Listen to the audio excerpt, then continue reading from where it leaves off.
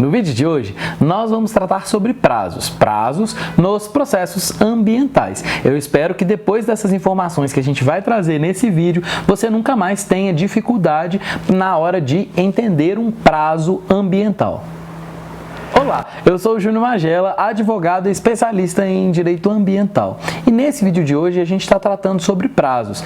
É muito curioso que um advogado venha ensinar engenheiros e técnicos em geral a contar, mas isso é importante porque os prazos nos processos, assim como tudo nos processos, isso é muito importante trazer para todo mundo da área técnica, tudo nos processos obedece ao que está prescrito na lei, inclusive a contagem de prazos. E, portanto, é muito importante você entender que a contagem não é algo simples. A contagem de prazos, por mais que use a matemática, obviamente, para que eles sejam somados, existe baseando-se em critérios que foram definidos na legislação. E, portanto, é a legislação que diz quando se começa a contagem, quando termina, se cair num dia não útil, o que acontece, se a contagem é só no dia útil ou é em dia não útil também. Ou seja, nós temos, então, uma condição de um panorama de contagem estabelecido pela legislação. E não dá para simplesmente fazer a conta usando só a matemática.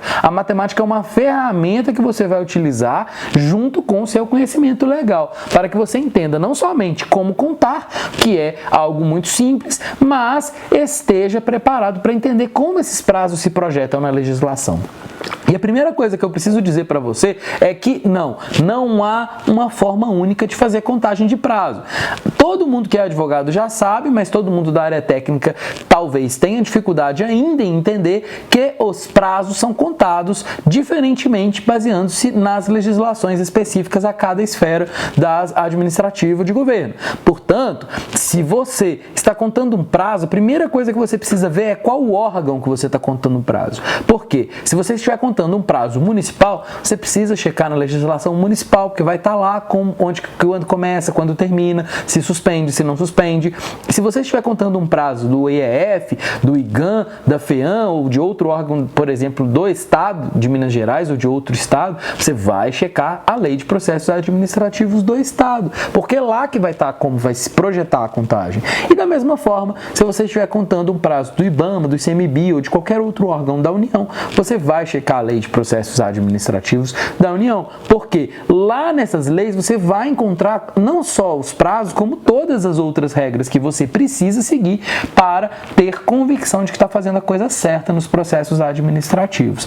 Eu vou contar aqui para vocês sobre a Lei de Prazos do Estado de Minas Gerais, que é a Lei de Processo Administrativo. Uma lei que todo mundo que atua na consultoria ambiental precisa entender, porque se você está lidando todo momento com o órgão e as regras que o órgão precisa cumprir para decidir estão ali, você precisa conhecer essa norma. E essa lei é a Lei 14.184 de 2002, é uma norma bem antiga e que traz, portanto, depois de muitas alterações, traz, portanto, o principal em relação aos prazos e em relação a como você precisa contá-los, tá?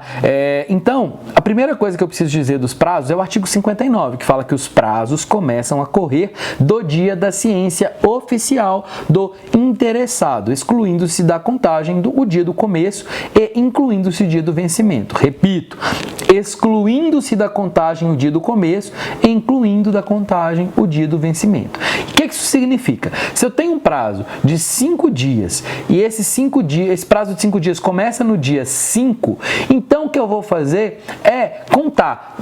Eu recebi ali no dia 5 uma informação, suponhamos que eu recebi um ofício do órgão ambiental com uma auto de infração e eu tenho ali, portanto, vamos pôr não 5, mas os 20 dias que a lei determina. Então eu tenho 20 dias para fazer a defesa. O que eu vou fazer? Se eu recebi no dia 5, eu vou começar a contar da ciência oficial, ou seja, recebi hoje, começa a contar hoje. Mas eu excluo da contagem o dia do início, o primeiro dia. Então eu excluo. excluo, começou hoje o prazo, mas eu excluo o dia de hoje. Então, suponhamos que nós estivéssemos no dia 1º, por exemplo, e o prazo é de 20 dias, você vai começar a contar 2, 3, 4, 5, 6, 7, 8, 9, 10, 11, 12, 13, 14, 15, 16, 17, 18, 19, 20, 21.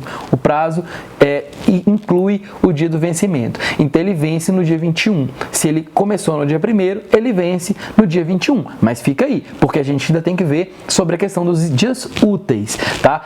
Veja bem, se você tem um prazo, então, que recebeu lá no dia 1º, é 20 dias, ele termina no dia 21. Só que, de acordo com o que está na legislação, a gente vai entender que considera-se prorrogado o prazo até o 1º dia útil seguinte ao do vencimento, se este cair em dia em que não houver expediente na repartição ou em que ele for encerrado antes do horário normal. Então, a gente está dizendo aqui que o prazo é prorrogado até o próximo dia útil, se por acaso não for um dia útil aquele que termina o prazo. Então, se o dia 21 lá que a gente, naquela conta que a gente fez, ele não foi um dia útil, ou seja, foi num sábado, por exemplo, você vai prorrogar. Dia 22 vai ser domingo, dia 23, então o prazo vai terminar, tá? Então, você vai, portanto, entender que esse fluxo vai encerrar somente no dia útil. É muito importante. Os prazos só podem se encerrar em dias úteis, né? Porque senão não faz sentido. Então, seria, em tese, um prazo virtualmente menor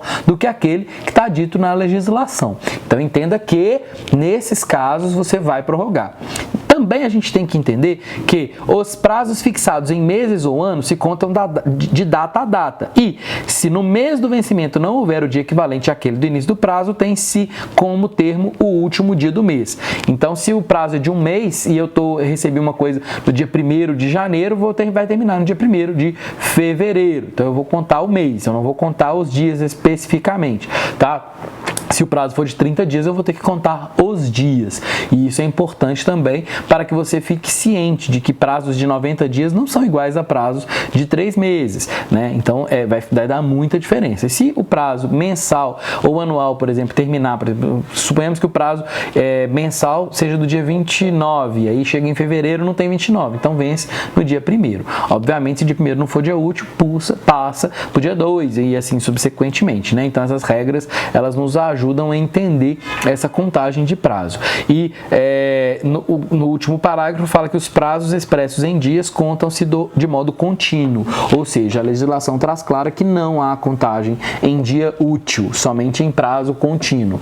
Aliás, a contagem em dia útil é algo muito recente no Código de Processo Civil brasileiro e tem sido aplicada apenas em processos que estão a ele relacionados. Mas como o Código Civil de Processo Civil ele é subsidiário no entendimento de praticamente toda a legislação de processo administrativo, existem regras que estão presentes lá no CPC, no Código de Processo Civil, que se aplicam também a esses casos. E uma dessas regras diz respeito ao fato dos prazos eles não começarem também em dias não úteis. Então, isso não está na legislação estadual, que é a lei que a gente citou agora, mas está presente no Código de Processo Civil, que é aplicado de forma subsidiária à contagem de prazo e, portanto, como a norma não trata desse assunto, ou seja, ela não fala sobre o início, se ele pode ou não pode ser em dia útil, mas o CPC fala sobre esse assunto, então a gente vai lá no CPC e busca essa informação e aplica-se no Estado, portanto, o fato de que se a contagem, né, se você recebe um ofício, por exemplo, com auto de infração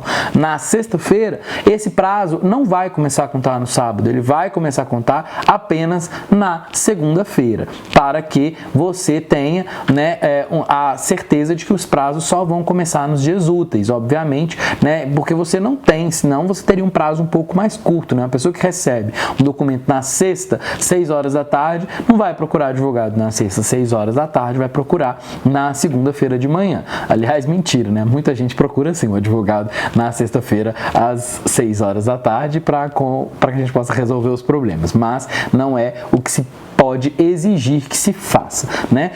Portanto, entenda que essa contagem de prazos é essencial. Assim, essas são as regras essenciais para você contar prazos nos processos de licenciamento ambiental, nos processos de defesa em autos de infração. Você precisa saber que essa contagem é muito simples e aí você vai aplicar, né, a matemática com base nessas regras. Lembrando que nos municípios pode ser diferente, em outros estados, né, que não seja de Minas Gerais, que é o que a gente tratou aqui, né, também pode ser diferente e na União também é diferente. Cada um tem sua regra de processo administrativo. Espero que tenha ficado, então, 3 questões essenciais para você. Primeira, você precisa conhecer a legislação relacionada ao processo administrativo do órgão ambiental que você está lidando antes de contar um prazo. Se você não conhece a legislação, procure conhecer antes, senão você não vai conseguir contar os prazos corretamente. Segundo, nem sempre a contagem é direta, matemática pura. Ela precisa entender basicamente qual é o dia do começo, se eu considero o dia do começo, qual é o dia do final, se eu considero o dia do final.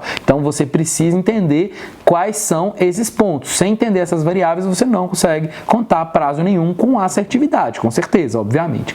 E terceiro, diz respeito à forma de contagem, se ela é em dias úteis ou se ela é de modo contínuo, né? Isso também vai estar definido na legislação. Se não estiver definido, você vai aplicar o CPC e pode contar em dia útil. Então, você vai então ter esse panorama e com essas informações você vai conseguir ter segurança para contar qualquer prazo, né? Pode parecer bobo, mas essa questão é essencial. Se você perde o prazo, você pode perder o licenciamento ambiental, você pode perder o direito de defesa. Então, se você perder o prazo, você precisa trabalhar com outras formas de conseguir manter os seus direitos. Elas existem, advogados podem te ajudar com isso, mas é importante você entender como conta o prazo para evitar situações como o não cumprimento no prazo assinalado. É isso aí, pessoal. Se vocês gostaram desse vídeo, se inscreve no canal e também curta, compartilhe, marque os seus amigos para que vocês possam me ajudar a divulgar essas informações que são tão preciosas para o trabalho